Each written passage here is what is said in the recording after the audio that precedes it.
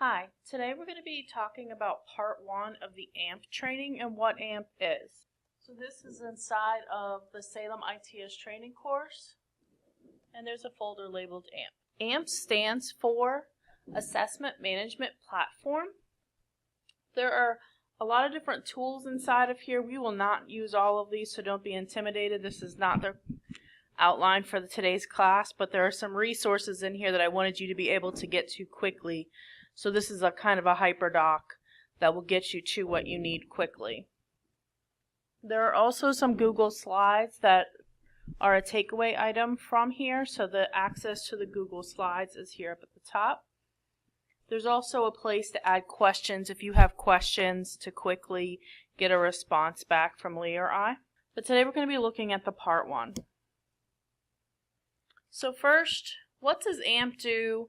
And what do the other assessment tools inside of Schoology do compared to what I know, which is mostly SchoolNet? So there is a document that was created by the district that explains this to us a little bit. So here we have a nice little comparison chart that shows what teachers can do when creating tests. AMP is very comparable to SchoolNet in most of these. The one that is worth noting here where it says preview created assessment, that is up to the person who originally pushed the test out, the administrator of the test. For example, if the Department of Teaching and Learning was the one who pushed the tests, district-wide tests into classes, often they have it so that teachers cannot preview the test ahead of time. They want teachers to not be able to go over the test ahead of time with their students, so they have preview off. But it is an option, particularly in school level courses, for the creator to add instructor preview on. So that does depend on the person creating the test. This says in progress for print assessment. That actually has already been activated so that teachers can now print assessments and manually input in results.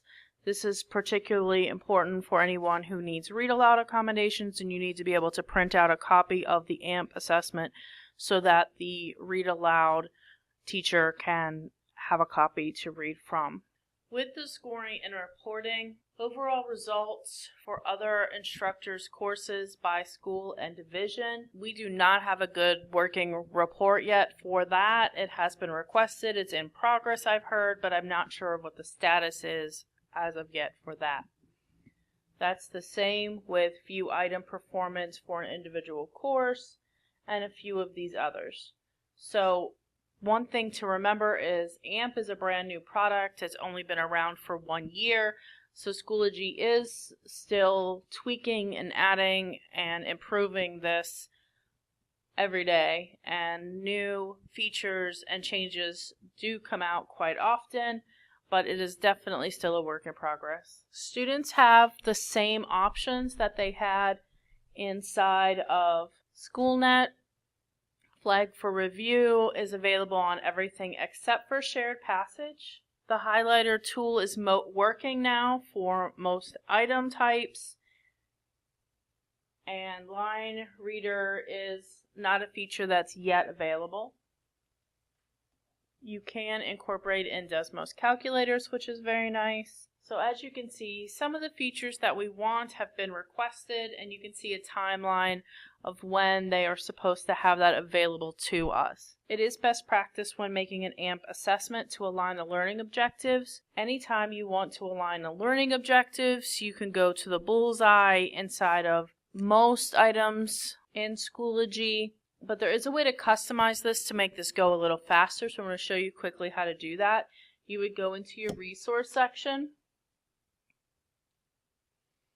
Under My Resources, there's one that says Learning Objectives. You would click on that. I think it's easiest to do these maybe by 9 weeks or by unit so that you can have a folder for multiple different things and have them differentiated. So you can come to Add, create a folder,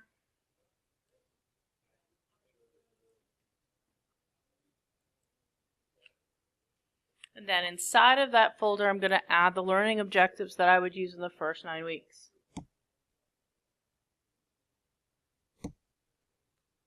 State standards,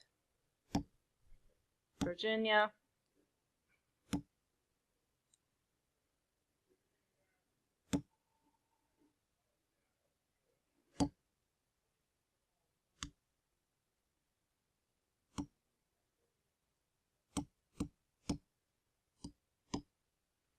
select on all the objectives that you would use and that you want to be available, that you'll be assessing during the first 9 weeks. Add objectives, they automatically get added. I'm going to show you how to use this to align a test item in just a moment. Okay, let's get started looking at AMP. The first thing I'd like you to do, I like to have the big picture of what this looks like before I get into the finer details. So what I'd like you to do first is go to AMP sample test and take the sample test. There's only 7 questions in there. So go ahead and do that on your own. Go ahead and pause the video until you are finished. Alright, so we're going to look at what a few of these questions were like. This is just an example of a multiple choice. I'm not even reading these. I just want to go through them really quickly with you. This is an example of an ordering question. So the students would put these in order.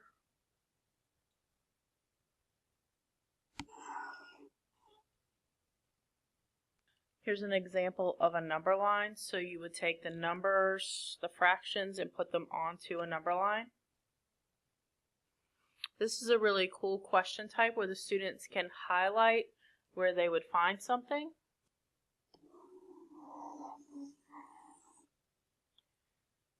So they would be able to highlight or draw in where the fault line is. This is an example of a story and the questions that go with it. This is very similar to the SOL and to SchoolNet, except for this, our question is on the left, but all of the questions that are associated with this story are going to show up on the right. So here's 2 questions that both go with this story. So they would see the questions and have to make sure that they scroll down and see and put in any answer any questions that go with that story. And then this is very similar to also the timeline, the number line that we saw earlier, but just used in another way.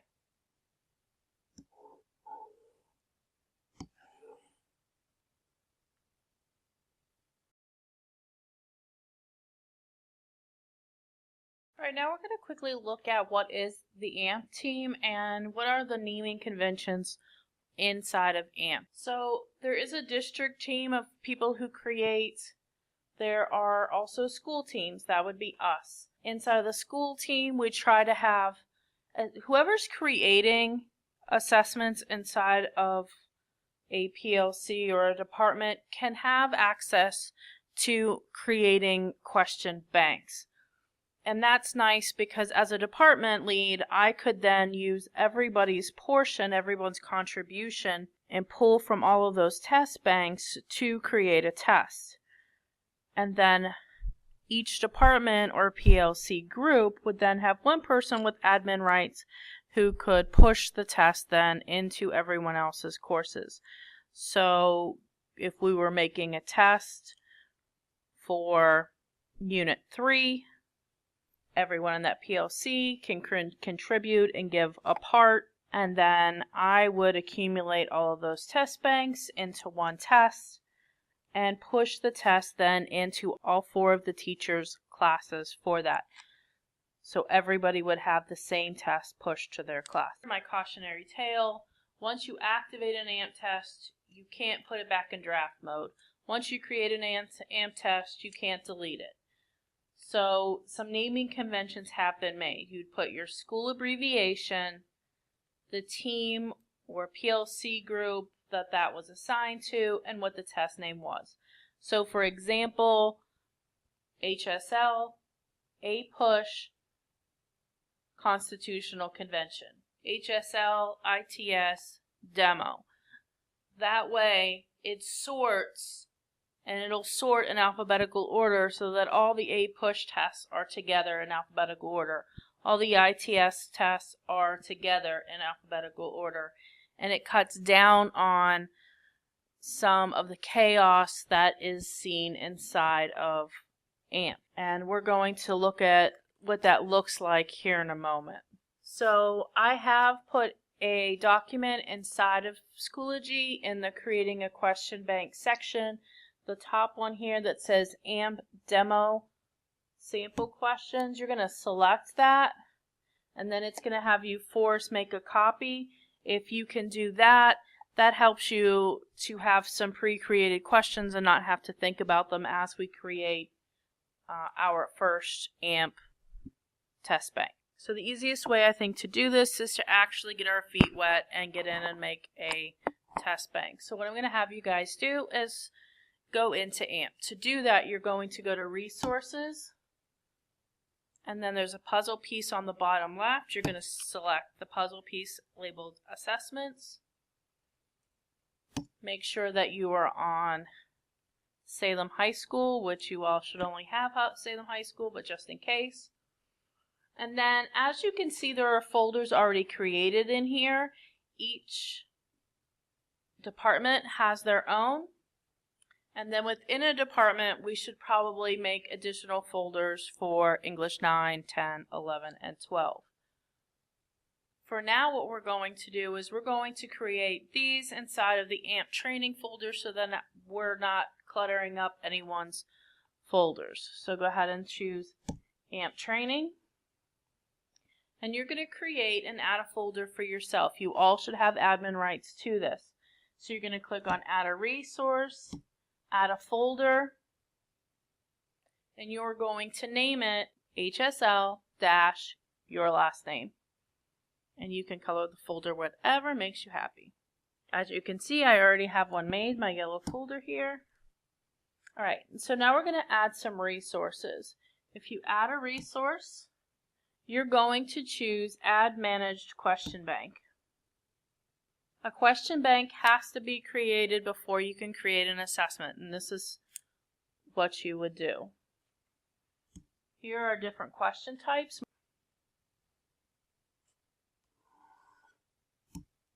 Let's just start out with something easy and create a multiple choice. So we have our multiple choice title here, question setup.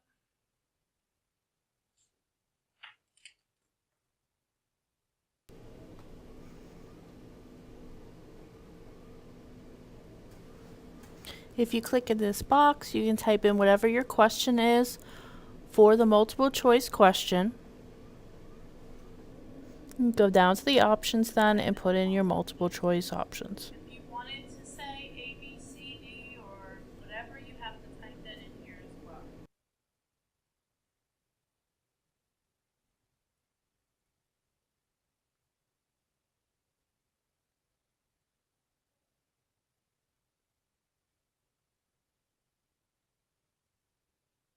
If I wanted to add an image, I would click on Image.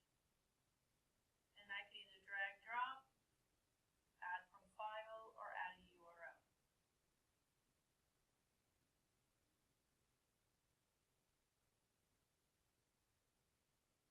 Alternative text is what a screen reader would read for someone who had that accommodation. You can also click on it and resize it if you wanted.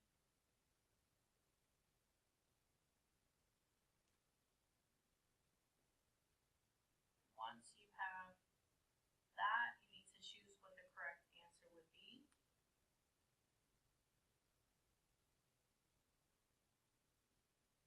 And then the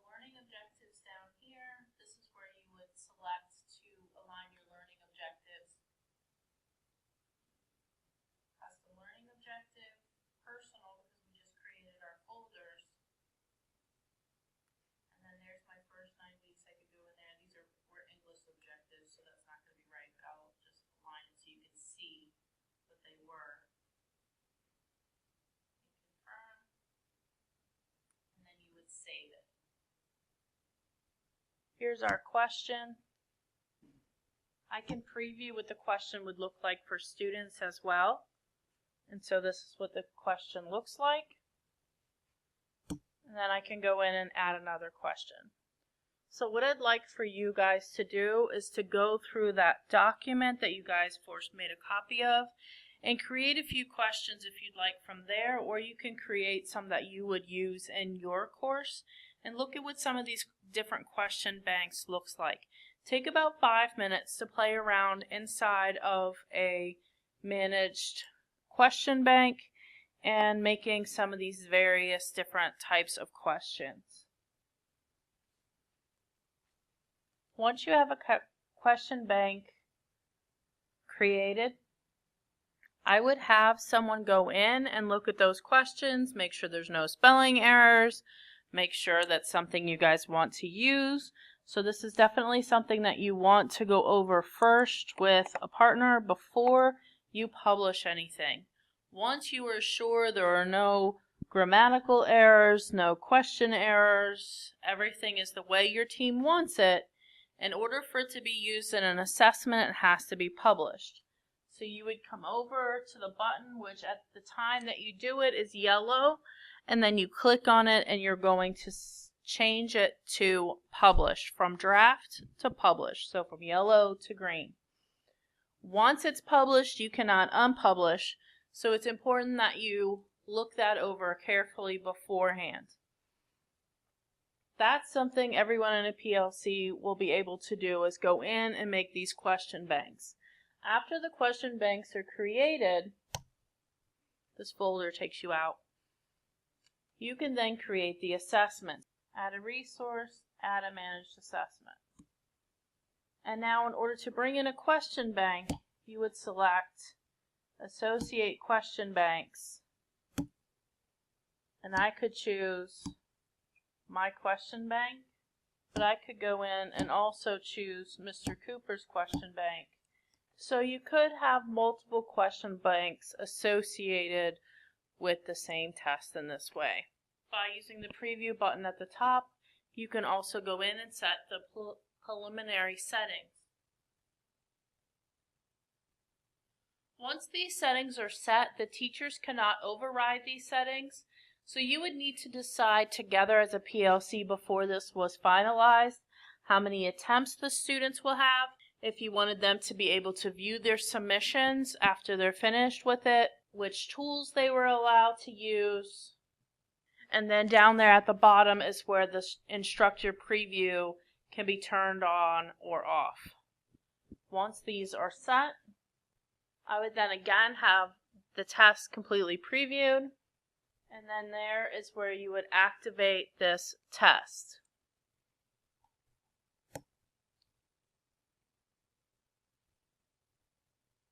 And that's all I'm going to get into from here. Once this is done, then I will have another sit down with any of the admin right people and help them to push it out further. Alright, so in a conclusion, some of the next steps. AMP administrators can push the test to all teachers in all courses. It'll show up as a grayed out unpublished in each of the courses that it's pushed to. It'll then be up to the teacher to schedule the test settings and to set when it will be enabled for submissions, because it will come in disabled for submissions. AMP can also be given in lockdown browser just like test, quiz, and assessments, and there is a live progress so that you can see what students are doing as they're taking the test. It'll allow you to see how many things they flagged, it'll allow you to see what number they're on, how much time they're taking on it. Assessments in AMP also have more options as far as reports. We can get more into item analysis, we can view all students, we can compare different classes, we can view the scores as a district, as a school, or as a class. So there are a few more capabilities. We do have some more requests in with Schoology for some more refined enhancements to the reports, and the way that some of the documents print isn't as pretty as we'd like.